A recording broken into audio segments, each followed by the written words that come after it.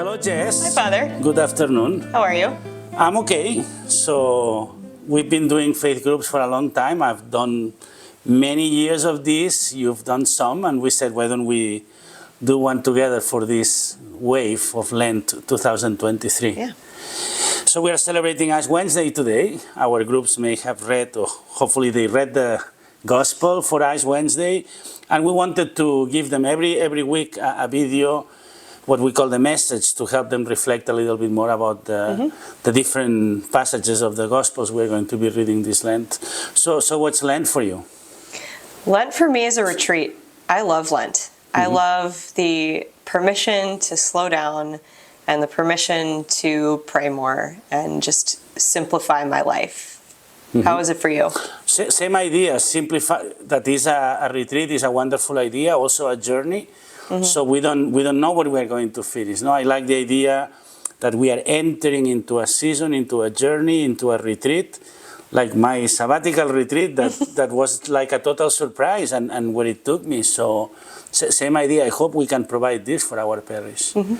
I gave this talk about the observances of Lent, which certainly it's the point of Right. Ash Wednesday's Gospel. No, this fasting, this praying, this almsgiving. Anything you would say about this? So important that it is the same gospel every year on Ash Wednesday, right? And it's just that reminder from Jesus himself that this is what we as Christians ought to be doing. So let's focus on the columns, prayer, fasting, and almsgiving. And Lent should really be a reflection of the larger journey of our lives, right? So we really focus on these three things during Lent so that we can carry it into the rest of our lives and our journey as a Christian to heaven. Good. I said on Sunday, I think you were there when I was giving this talk about the observances of Lent. Prayer, not any kind of prayer. It describes a prayer in silence, a prayer, private prayer with God. Not that we sometimes forget.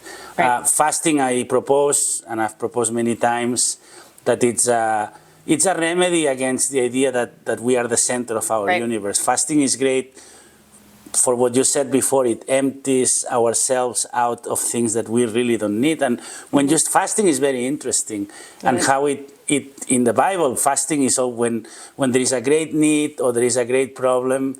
There was fasting, so accompanying Right. prayer and accompanying action. So I think it's wonderful. Right. Many people for fasting give something up. I've always said that if you would love someone, if you would ask someone you love what they give up for Lent, they wouldn't say coffee Right. or chocolate. Right. They Because would it say, shouldn't be a punishment for everyone around you, right? well, and it should be something a little bit more spiritual or Right. more behavior-like. But I think we can do both. We've always proposed to do both. Do you know what you're going to give up? I'm going to give up fast food, which has become a problem because Your boss will be happy. Yes, you will, because the days here are just go, go, go, and it's become an easy crutch. And I think packing my lunch daily will force me to simplify and slow down. You know, I work in the Archdiocese 2 days a week, and I have the same temptation to go easily and get a sandwich. It's so easy. Yeah. But because Lent, now that we're saying this, Lent also speaks to a discipline and to habit building and to organize your life a little.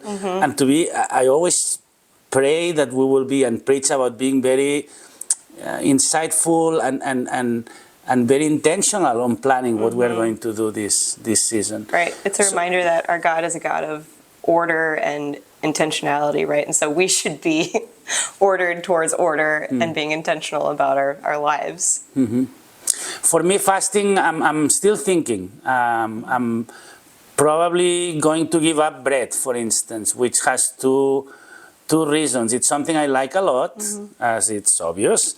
And second, as you know, and I've been very open about this, I am close to being a diabetic. I'm not even sure if I'm officially a diabetic, and that would help me. But It would. But in the sense that a better health would help others also. I think we have to keep this outside of the self, no? We have to, I remember when I was younger, I would do 50 push-ups every day. Well, yes, it's painful, yes, it's an effort, it can be what somebody decides, but I think you are the main beneficiary of this, and we always have to think about how it benefits others. Right.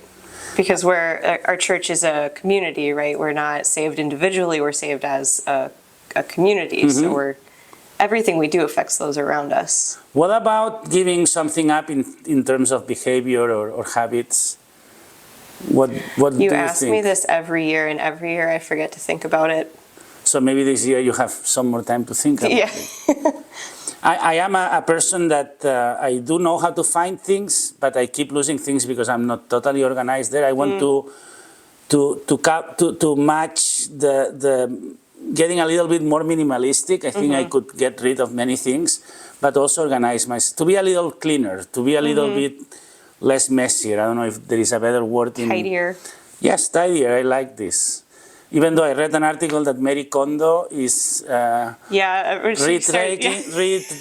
retaking some of the things she said, but I think she it's has small kids in her house, and now she realizes it's not so easy. And and you know that. You know that.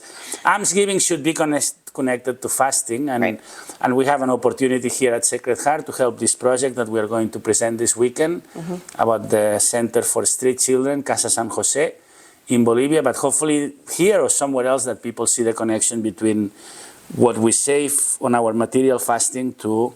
Right, because fasting has both of those elements to it, right? Like, I shouldn't be benefiting from the money I'm saving by not eating fast food. Like, I should be giving it to someone else. I also call it a remedy or the vaccine against the temptation to live as if the poor didn't exist, no? Because we can live our faith without that component, no? Right.